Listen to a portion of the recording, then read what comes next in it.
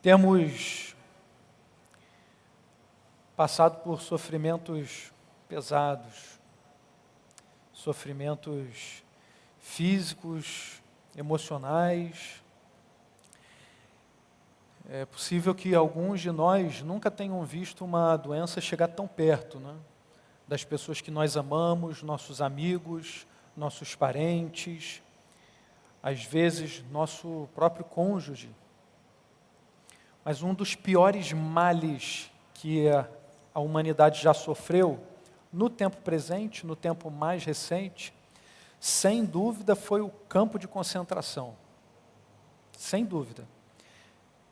Fossem os campos de concentração soviéticos, os gulags, ou os nazistas, são dois exemplos que demonstram para nós o que há de pior na natureza caída humana. Foi tanta, mas tanta maldade que é difícil da gente entender até hoje. No entanto, pela ótica de um sobrevivente, é possível a gente enxergar o outro lado. Que lado é esse? É o quanto que nós somos capazes de sobreviver às piores torturas. E isso se traduz numa palavra: resiliência. Eu lembro de ter estudado essa palavra no seminário, na matéria de aconselhamento pastoral. Resiliência é a capacidade de alguns materiais, capacidade de voltar ao seu estado natural ou permanecer, manter as suas características essenciais, depois de sofrer alguma deformação elástica ou algum forte impacto. E aí a psicologia se apropriou desse termo para poder expressar essa capacidade humana de sobreviver às mais duras provas, mais duras penas que a vida pode apresentar. E teve um psicólogo chamado Viktor Frankl, judeu, que é um ótimo exemplo dessa resiliência, né? Pois ele sobreviveu aos campos de concentração nazistas. Ele observa, tem uma observação muito aguda, né? Porque ele estava lá presente, e ele observa que quando a gente perde a esperança, mesmo nas situações mais extremas, quando a gente perde a esperança, nós sucumbimos às trevas. E ele percebeu também que há uma força que nos move a superar todas as provas, todos os desafios, todas as torturas que o mundo pode apresentar. É o sentido da vida, o sentido que a vida pode ter, ou o senso de propósito. O que o psicólogo fez nada mais foi observar, experimentar aquilo que a sabedoria divina nos mostra, tanto na palavra, quanto nas histórias bíblicas, quanto na nossa própria experiência de vida cristã. Aquilo que ele reuniu através das experiências mais extremas é, na verdade, um conteúdo bíblico, algo que o Senhor nos ensina na palavra. E a gente poderia tomar como exemplo o próprio Senhor Jesus, né? Porque Ele é o único modelo vivo, verdadeiro que a gente deve seguir, que a gente, sem dúvida, pode copiar. Porém, eu quero que vocês tenham atenção sobre um outro personagem, um outro imitador de Jesus Cristo, que é o exemplo de alguém que sofreu todos os sofrimentos por causa de Jesus. É o apóstolo Paulo. A gente vai ver o capítulo 27 de Atos, um momento crucial em que Paulo quase morreu. Ele passou por situações extremas em que ele quase morreu, mas nessa em especial, o naufrágio, enquanto ele estava indo para Mileto para ser julgado em Roma, ele quase, ele e toda a tripulação quase morreram. Foi um momento em que ele viu a morte bem de perto. E aí, através desse exemplo, da resiliência do apóstolo Paulo, que a gente vai ver que ela só acontece porque ele estava ancorado em Jesus. E ele é um exemplo para nós, porque nós também vivemos ancorados em Jesus. E para entender melhor o exemplo do apóstolo Paulo, que ele passou lá em Atos 27, eu quero que você se lembre de algumas outras passagens no livro de Atos que falam de momentos específicos dessa carreira ministerial de Paulo, mas momentos em que também foram duros, momentos que foram pesados para ele. Então, toma fôlego comigo aí, porque são vários. Por exemplo, em Atos 9, um trecho em paralelo até a 2 Coríntios 11, que ele faz menção a essa situação. Paulo ele fugiu da prisão em Damasco, descendo num cesto pela muralha da cidade. Em Atos 13, Paulo e Barnabé eles foram expulsos de Antioquia da Psídia. Expulsos porque estavam pregando o Evangelho. Em Atos 14, em Listra, judeus vindos de Antioquia e de Icônio incitaram a multidão a apedrejar Paulo. E aí o espancaram tanto que arrastaram ele para fora da cidade, pensando que ele já estava morto. Atos 16, de novo uma multidão se ajuntou contra Paulo e Silas agora, e os açoitou e jogou eles na prisão. Em Atos 17, perseguido pelos judeus de Tessalônica, porque pregou em Bereia, os judeus de novo incitaram as multidões contra Paulo. Em Atos 19, um tumulto em Éfeso por causa do cristianismo. O texto diz, por causa do caminho. Uma multidão furiosa, incitada pelo ourives Demétrio, gritava, grande é a Ártemis dos Efésios, tentando abafar a pregação do Evangelho. Porque a pregação do Evangelho, libertando as pessoas da idolatria, estava atrapalhando o comércio de Demétrio e dos outros ourives, que faziam ídolos e pequenas réplicas do templo de Ártemis. Atos 21, os judeus gritavam, agitavam a multidão e agarraram Paulo, acusando-o de ter levado um grego, chamado Trófimo, ao templo. Isso, na época, segundo a lei, era considerado mais do que um pecado. Aliás, tão grave quanto um pecado, quase que um crime, porque ele estaria introduzindo uma pessoa impura num local todo reservado à pureza da adoração do Senhor. E aí, por causa disso, eles tentaram matar Paulo e só pararam de espancar Paulo quando vieram o comandante e os soldados, o comandante romano, chamado Cláudio Lísias. Atos 22, depois de preso, Paulo fez sua defesa ao comandante, o Cláudio, mas a multidão pedia sua morte. Mata ele, mata. Na fortaleza romana, quando Paulo estava, depois de amarrado, prestes a ser açoitado, espancado de novo, aí ele anuncia a sua cidadania romana. Opa, sou cidadão romano. Será que vocês podem açoitar um cidadão romano sem o devido julgamento? Esse é um momento especialíssimo, para mim, assim, um auge no ministério de Paulo, ali nessas incursões de pregação, porque quando eu li pela primeira vez, e toda vez que eu leio esse trecho de novo, é como se o tempo parasse.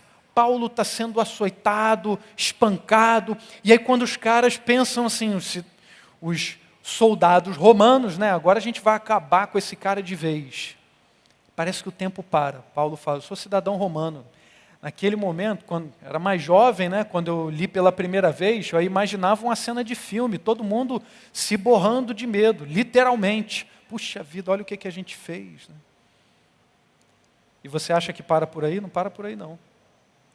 Atos 23, Paulo enfrentou uma conspiração para matá-lo, depois do seu depoimento no Sinédrio. No verso 13 de Atos 23, a gente lê assim, que mais de 40 judeus juraram que não comeriam, nem beberiam enquanto não matassem Paulo. Paulo foi jurado de morte. Você pode imaginar, mais de 40 homens jurando, a gente não vai comer, a gente não vai beber enquanto a gente não matar Paulo. Estavam jurando, fizeram jejum, gente. Alguém faz jejum aí para matar alguém? Pelo amor de Deus, é claro que isso não faz parte da palavra de Deus, Para você ver o nível do ódio que aquelas pessoas estavam de Paulo, por causa da pregação do Evangelho. Em Atos 23, capítulo 23, verso 10, ainda diz assim um detalhe sobre essa situação. A discussão tornou-se tão violenta que o comandante teve medo que Paulo fosse despedaçado por eles. Então ordenou que as tropas descessem e o retirassem à força do meio deles, levando-o para a fortaleza. Na noite seguinte, o Senhor, pondo-se ao lado dele, de Paulo, disse: coragem, assim como você testemunhou a meu respeito em Jerusalém, deverá testemunhar também em Roma. E a gente vê ao longo do livro de Atos vários momentos em que Paulo teve que prestar depoimento. Ele teve que se explicar porque estava pregando o evangelho, acusado de crime, acusado de mentira, acusado de tantas e tantas calúnias. Ele teve que se explicar. E em diversos discursos em defesa própria, a gente percebe como ele aproveitava para testemunhar do evangelho. Em Atos 21, diante lá do comandante romano, ele teve que se defender. Em Atos 22, diante do Sinédrio, se defendeu e pregou o evangelho. Em Atos 24, teve que se explicar diante de Félix. Em Atos 25, diante de Festo. Em Atos 25, passando para o capítulo 26, teve que se explicar diante de Agripa.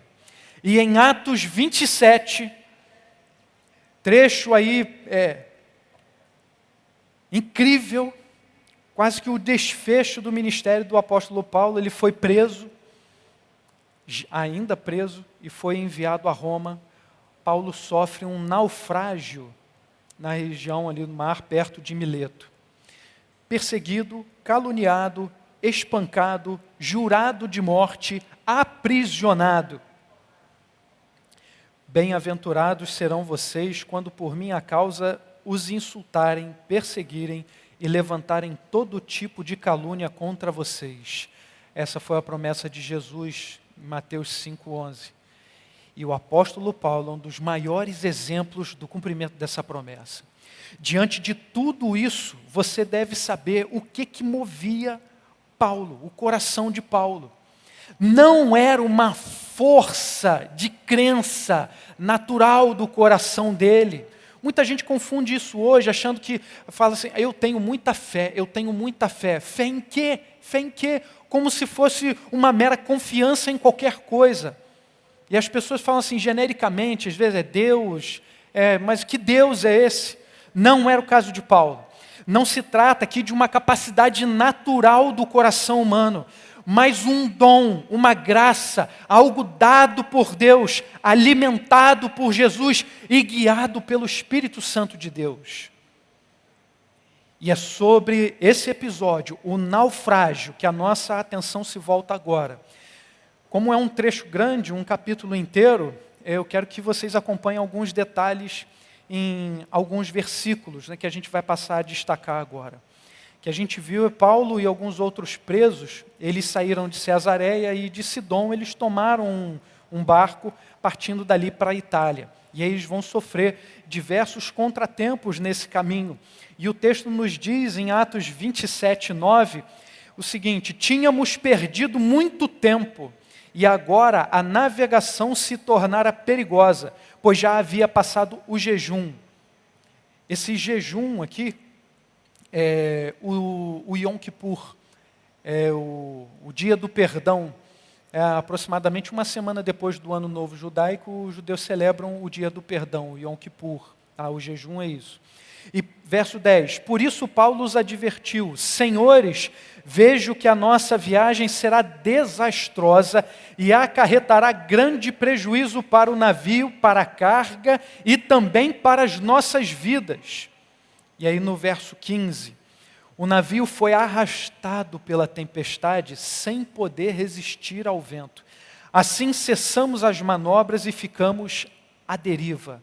E o verso 17, levantando-o, lançaram mão de todos os meios para reforçar o navio com cordas e temendo que ele encalhasse nos bancos de areia de Sirte, baixaram as velas e deixaram o navio à deriva. No dia seguinte, sendo violentamente castigados pela tempestade, começaram a lançar fora a carga. No terceiro dia, lançaram fora com as próprias mãos a armação do navio.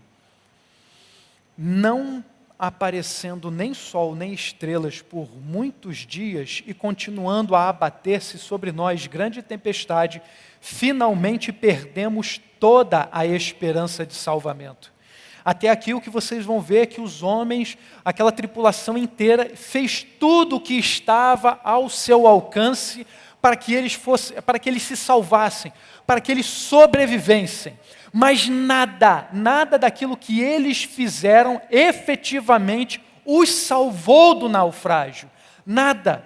Tanto que nesse trecho do verso 20 do capítulo 27, eles mesmos vão testemunhar, através aí da narrativa que Lucas registrou, finalmente perdemos toda a esperança de salvamento.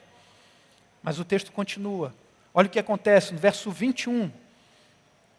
Visto que os homens tinham passado muito tempo sem comer, Paulo levantou-se diante deles e disse: os senhores deviam ter aceitado o meu conselho de não partir de Creta, pois assim teriam evitado este dano e prejuízo. Mas agora, recomendo-lhes que tenham coragem, pois nenhum de vocês perderá a vida, apenas o navio será destruído. Olha só que coisa interessante, maravilhosa.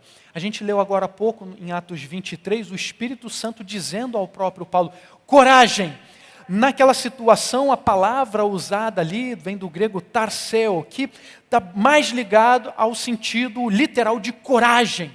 Só que aqui o texto nos traz uma nuance interessantíssima, porque quando Paulo diz a eles, a tripulação, tenham coragem, ele usa um outro vocabulário, uma outra palavra, eutimia. Ou seja, tem um equilíbrio. A palavra nos remete a um sentido ainda mais profundo, porque eles estando dentro do barco, estavam ao sabor das marés, indo de um lado para o outro. Mas Paulo diz, tenham coragem, tenham equilíbrio, não fiquem variando de um humor ao outro, mas tenham coragem, permaneçam firmes, pois nenhum de vocês perderá a vida. Paulo não anuncia uma loucura. Gente, está tudo bem, está tudo tranquilo. Pô, peraí, fica relax aí. Presta atenção, por que Paulo disse isso a eles? Nenhum de vocês perderá a vida, apenas o navio será destruído. Verso 23. Pois ontem à noite apareceu-me um anjo do Senhor, a quem pertenço, um anjo do Deus, a quem pertenço e a quem adoro, dizendo-me: Paulo, não tenha medo, é preciso que você compareça perante César. Deus, por sua graça, deu-lhe as vidas de todos os que estão navegando com você. Assim, tenham ânimo, senhores. Creio em Deus que acontecerá do modo como me foi dito. Devemos ser arrastados para alguma ilha. Paulo deu aquela palavra de encorajamento porque ele ouviu o Espírito Santo de Deus falar e transmitiu o recado à tripulação. Agora veja o desfecho dessa história, a partir do verso 34, Atos 27, 34. Agora, eu os aconselho a comerem algo, pois só assim poderão sobreviver. Nenhum de vocês perderá um fio de cabelo sequer. Tendo dito isto, tomou o pão e deu graças a Deus diante de todos. Então o partiu e começou a comer. Todos se reanimaram e também comeram algo. Estavam a bordo 276 pessoas. 276 pessoas e nenhuma se perdeu. Depois de terem comido até ficarem satisfeitos, aliviaram o peso do navio, atirando todo o trigo ao mar. Quando amanheceu, não reconheceram a terra, mas viram uma enseada com uma praia, para onde decidiram conduzir o navio se fosse possível. Cortando as âncoras, deixaram-nas no mar, desatando ao mesmo tempo as cordas que prendiam os lemes. Então, alçando a vela da proa ao vento, dirigiram-se para a praia. Mas o navio encalhou num banco de areia, onde tocou o fundo. A proa encravou-se e ficou imóvel. A popa foi quebrada pela violência das ondas. Os soldados resolveram matar os presos para impedir que algum deles fugisse, jogando-se ao mar. Mas o centurião queria poupar a vida de Paulo e os impediu de executar o plano. Então ordenou aos que sabiam nadar que se lançassem primeiro ao mar em direção à terra. Os outros teriam que salvar-se em tábuas ou em pedaços do navio. Dessa forma, todos chegaram a salvo em terra. Como alguém pôde ter sobrevivido a um naufrágio como esse? Somente pela ação de Deus. Como, se tudo tinha sido destruído, não havia mais nada em que se agarrar, a não ser uma peça ou outra, para quem não sabia nadar. Mas como Paulo pôde ter passado por todos esses sofrimentos e mais esse perigo de morte? A resposta é simples. Paulo estava ancorado em Jesus. Paulo estava ancorado em Jesus, e tendo isso em mente, eu acho que o naufrágio de Paulo, ele serve para nós como uma metáfora dos desafios que a gente tem passado. Só que mais do que uma metáfora, todo esse episódio serve como um modelo para nós, um exemplo para a gente seguir, para que a gente viva firme na fé em Jesus. Por isso eu quero que você se concentre agora em 3 lições simples que o texto destaca para nós, que são o que Deus faz. O que Deus faz através de nós quando nós estamos ancorados em Jesus. A primeira lição: ancorados em Jesus, nós somos levados aonde o Espírito Santo quiser. Ancorados em Jesus, nós somos levados aonde o Espírito Santo quiser. Como a gente viu lá em Atos 23:11, o texto nos diz que na noite seguinte, o Senhor, pondo-se ao lado dele, ao lado de Paulo, disse: coragem, assim como você testemunhou a meu respeito em Jerusalém, deverá testemunhar também em Roma. Gente, Paulo não era guiado pela sua própria vontade.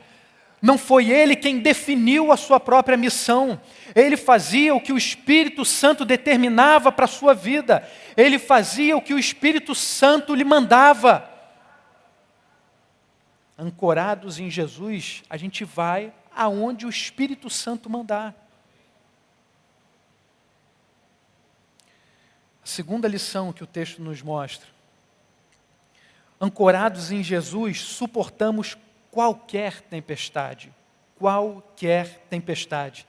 No trecho, verso 22 a 26 de Atos 27, a gente lê assim: mas agora recomendo-lhes que tenham coragem.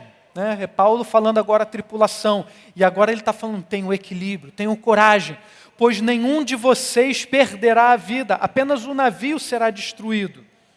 Pois ontem à noite apareceu-me um anjo do Deus a quem pertenço e a quem adoro, dizendo-me: Paulo, não tenha medo, é preciso que você compareça perante César. Deus, por sua graça, deu-lhe as vidas de todos os que estão navegando com você. Assim tenham ânimo, senhores, creio em Deus que acontecerá do modo como me foi dito, devemos ser arrastados para alguma ilha. Então, ancorados em Jesus, a gente suporta qualquer tempestade. Paulo não anunciou uma palavra doida da própria cabeça à tripulação. Ele não tinha certeza de que ele passaria, ele suportaria aquela tempestade, porque ele fez um cálculo mental, porque ele pegou algum astrolábio, fez uma previsão do tempo, se ele tivesse um GPS, até mesmo um smartphone, ele consultaria lá os aplicativos e diria: fiquem tranquilos, daqui a 5 minutos essa tempestade vai passar, de acordo com a previsão do tempo. É claro que ele não estava firmado nessas coisas, ele estava ancorado em Jesus, por isso ele pôde suportar tudo isso, por isso ele pôde suportar a calúnia, a perseguição, a violência, espancamentos, morte. Ancorado em Jesus, Paulo sabia qual era o fim da sua vida. O fim dele não era uma tempestade, não era morrer no naufrágio, porque o Espírito Santo de Deus havia definido a missão de Paulo. Você vai testemunhar lá em Roma. A missão dele não era morrer num barco, num navio, numa tempestade, no meio do mar, mas era anunciar a salvação em Cristo Jesus. Então, ancorados em Jesus, nenhum naufrágio é o fim, nenhum naufrágio é o fim. No trecho do verso 33 a 35 de Atos 27, a gente ainda lê: pouco antes do amanhecer, Paulo insistia que todos se alimentassem, dizendo: hoje faz 14 dias que vocês têm estado em vigília constante, sem nada comer, não tinham pregado o olho uma vez. E ele continua: agora eu os aconselho a comerem algo, pois só assim poderão sobreviver. Nenhum de vocês perderá um fio de cabelo sequer. Ele estava relembrando a palavra que ele já tinha levado ao coração deles. Tendo dito isso, tomou o pão, deu graças a Deus diante de todos, então partiu e começou a comer. Milagrosamente, Deus tem feito a mesma coisa na nossa igreja. Nenhum fio de cabelo sequer nosso tem sido perdido. O Senhor Deus tem nos mantido firmes, o Senhor Deus tem nos curado, o Senhor Deus tem nos sustentado. E para a honra e glória de Jesus, agindo Deus, quem impedirá? Nós pedimos em nome de Jesus que o Senhor cure mais esse nosso irmão Rafael Lamblé. Em nome de Jesus. A gente não está cantando vitória para bater no peito, dizendo o quanto que nós somos amados. Porque na verdade Paulo está anunciando a salvação e nós anunciamos a salvação para todos. Para todos. Nós fomos chamados para isso. E você vai ver que Deus tem um propósito. Deus preservou Paulo, Deus preservou Lucas, Deus preservou cada um dos apóstolos e tem preservado cada um de nós com um propósito, com uma missão. Então toda a honra, toda a glória, todo o louvor ao nosso Pai. Que nós temos testemunhado essa verdade aqui. A terceira lição: ancorados em Jesus, chegaremos à terra firme. Ancorados em Jesus, chegaremos à terra firme. O que aconteceu no final desse episódio do naufrágio? Os outros teriam que salvar-se em tábuas ou em pedaços do navio. Dessa forma, todos chegaram a salvo em terra. É o que diz o último versículo do capítulo 27 de Atos. Todos chegaram a salvo em terra. 276 pessoas chegaram a salvo em terra. Só que para nós a única terra realmente firme é a terra prometida. É a Jerusalém celestial. A nossa terra firme não é esse mundo. A nossa terra firme é a vida eterna com Deus. Então toda essa vida, se parece uma tempestade, parece um naufrágio, tenha certeza que a terra firme vai chegar, mas não é aqui. É com Cristo Jesus na eternidade. E aí é inevitável que a gente se lembre, né? A gente precisa lembrar das palavras do anjo de Deus, lá em Apocalipse. Apocalipse 2, de 8 a 10. Ao anjo da igreja em Esmirna escreva: estas são as palavras daquele que é o primeiro e o último, que morreu e tornou a viver. Conheço as suas aflições e a sua pobreza, mas você é rico. Conheço a blasfêmia dos que se dizem judeus, mas não são, sendo antes sinagoga de Satanás.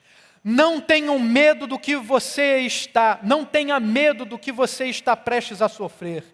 Saibam que o diabo lançará alguns de vocês na prisão para prová-los, e vocês sofrerão perseguição durante 10 dias. Seja fiel até a morte, e eu lhe darei a coroa da vida. Seja fiel até a morte, e eu lhe darei a coroa da vida. Irmãos, essa palavra vem para nós. O contexto é um tanto diferente, sim, mas como evitar que esse versículo tão conhecido no nosso coração não seja uma palavra para nós nessa hora? Seja fiel até a morte, eu lhe darei a coroa da vida. Ou que o texto de Apocalipse 21, 7 também nos diz: o vencedor herdará tudo, e eu serei seu Deus, e ele será meu filho. Quem é que venceu? Somos nós, a igreja, lavados por Cristo Jesus. A vitória não é nossa, é de Jesus que nos deu. Paulo não sobreviveu ao naufrágio por causa da sua força e inteligência, ou porque havia um capitão hábil junto com ele, mas porque Deus assim o quis. A gente já sabe que ancorados em Jesus, a gente pode suportar todas as provas. A gente pode suportar e sobreviver qualquer naufrágio dessa vida. Pois tudo é possível ao que crê. Tudo é possível ao que crê. Então, baseados no texto bíblico, vejamos quais ações específicas a gente precisa cultivar. Ou seja, como sobreviver ao naufrágio dessa vida. Vamos às aplicações. Em primeiro lugar, ouça o Espírito Santo. Ouça o Espírito Santo de Deus. Nós sobrevivemos ao naufrágio ouvindo o Espírito Santo de Deus. Em Atos 20, Paulo diz aos anciãos da igreja em Éfeso, ele estava se despedindo aos anciãos da igreja de Éfeso. Atos 20, verso 22 a 24. Agora, compelido pelo Espírito Santo, estou indo para Jerusalém sem saber o que me acontecerá ali, senão que em todas as cidades o Espírito Santo me avisa que prisões e sofrimentos me esperam. Todavia, não me importo, nem considero a minha vida de valor algum para mim mesmo, se tão somente puder terminar a corrida e completar o ministério que o Senhor Jesus me confiou, de testemunhar do Evangelho da graça de Deus. Ouça o Espírito Santo. Você quer sobreviver ao naufrágio dessa vida? Então ouça o Espírito Santo de Deus. Paulo está dizendo aqui, movido pelo Espírito, estou indo a Jerusalém, sem saber o que me acontecerá ali. Senão que em todas as cidades o Espírito Santo me avisa que prisões e sofrimentos me esperam. O Espírito Santo avisava Paulo, o Espírito Santo falava com Paulo, o Espírito Santo fala com a igreja, o Espírito Santo fala conosco. Você tem ouvido o Espírito Santo? E Paulo continua, no trecho aí de Atos 27, o Espírito Santo fala com ele e ele anuncia à tripulação o que o Espírito Santo tinha anunciado a ele. No verso 23 e 24, ele diz à tripulação, pois ontem à noite apareceu-me um anjo do Deus a quem pertenço, a quem adoro, dizendo-me, Paulo, não tenha medo, é preciso que você compareça perante César. Deus, por sua graça, deu-lhe as vidas de todos os que estão navegando com você. Então esteja atento, o Espírito Santo aqui não é, ouvir o Espírito Santo aqui nesse contexto, não é receber uma revelação, um mistério de Deus. Eis que vos digo, vou anunciar, vou falar para você, não é esse tipo de coisa. Ouvir o Espírito Santo aqui é obedecer, dar ouvidos, é fazer tudo que Ele manda. Porque quem ouve o Espírito Santo tem que fazer aquilo que Ele mandou. Do contrário, como é que você está vivendo? Você está vivendo de maneira surda, você não está ouvindo ao Senhor? Até mesmo os nossos irmãos que nasceram com condições especiais, não sei se hoje há alguém aqui, estou vendo a irmã ali na linguagem de sinais, na Libras. Até mesmo a esses irmãos a palavra chega, até mesmo a eles ouvem a palavra da salvação e fazem o que o Espírito Santo manda. E nós? Ouvir é obedecer, é dar ouvidos, é fazer o que Deus manda. É crucificar a carne com Cristo. E aí não vive mais eu, mas é quem vive. É Cristo quem vive em mim. Nós vivemos pela fé em Cristo Jesus. Como se lê lá em Gálatas 2:20. Segunda aplicação, faça tudo ao seu alcance para ter uma viagem segura. Nós sobrevivemos ao naufrágio, fazendo tudo ao nosso alcance para termos uma viagem segura. E o que está ao nosso alcance? Jogar fora todo o peso desnecessário. Em meio ao naufrágio, a gente viu o quanto que a tripulação se esforçou, no verso, Atos 27, verso 17. Levantando, lançaram mão de todos os meios para reforçar o navio com cordas. E temendo que ele encalhasse nos bancos de areia de Sirte, baixaram as velas e deixaram o navio à deriva. Eles estavam fazendo tudo o que eles podiam para sobreviver. No dia seguinte, sendo violentamente castigados pela tempestade, começaram a lançar fora a carga. No terceiro dia, lançaram fora com as próprias mãos a armação do navio. Estavam quase que pegando peça do navio e jogando fora para ficar mais leve. Tudo que estava ao alcance das suas mãos, eles fizeram. Então, faça tudo o que está ao seu alcance para ter uma viagem segura. Jogue fora o peso desnecessário, abandone tudo que lhe escraviza, aquilo que tem tirado a sua atenção, aquilo que tem te distraído, aquilo que tem roubado o tempo da sua oração, o tempo de meditação na palavra, aquilo que tem te afastado do culto da igreja, aquilo que tem te afastado da célula, ainda que online, aquilo que tem te afastado do discipulado, aquilo que tem te afastado da comunhão, de dar atenção à sua família. Jogue fora essas coisas todas, jogue fora. Não insista. Não insista, está ao nosso alcance jogar fora todo o peso desnecessário. Também está ao nosso alcance dar graças a Deus e compartilhar. Está aí nas nossas mãos. Olha o que Paulo fez no meio do naufrágio, no meio da tempestade. Atos 27, 34 a 36. Agora eu os aconselho a comerem algo, pois só assim poderão sobreviver. Nenhum de vocês perderá um fio de cabelo sequer.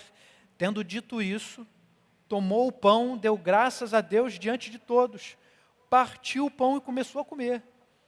Todos se reanimaram e também comeram algo. Perceberam o que aconteceu aqui? Quase que uma ceia do Senhor. Paulo deu graças a Deus, falou, gente, vamos comer alguma coisa. Estava todo mundo desesperado, todo mundo só via pela frente assim, morte, morte, morte. A gente vai morrer, a gente vai morrer. Eles não conseguiam ver sol, não viam as estrelas, não tinha céu, não tinha como se guiar. Onde a gente está, para onde a gente vai, era tempestade. E aí Paulo diz, vamos dar graças a Deus aqui. Ele deu graças a Deus, pegou o pão, partiu, vamos comer. Vamos comer. Agora presta atenção no detalhe do texto, porque o texto diz, tomou o pão, deu graças a Deus diante de todos, então partiu e começou a comer. Todos se reanimaram. Aí depois desse ânimo, que eles começaram a comer. Então eles não ficaram animados porque comeram alguma coisa. Agora que eu provei o Big Mac, o McLanche, feliz, agora eu estou feliz. Quem come McLanche feliz é feliz. Não foi por causa disso. Não foi.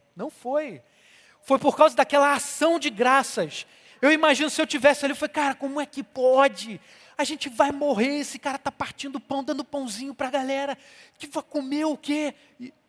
Meu Deus. Então o que você tem que fazer? Agradeça sempre, isso está ao nosso alcance, agradeça sempre e compartilhe. Não há momento na vida em que a gente não possa compartilhar alguma coisa boa. E se não tiver coisa boa para compartilhar, compartilhe o ruim também, que assim diminui a dor.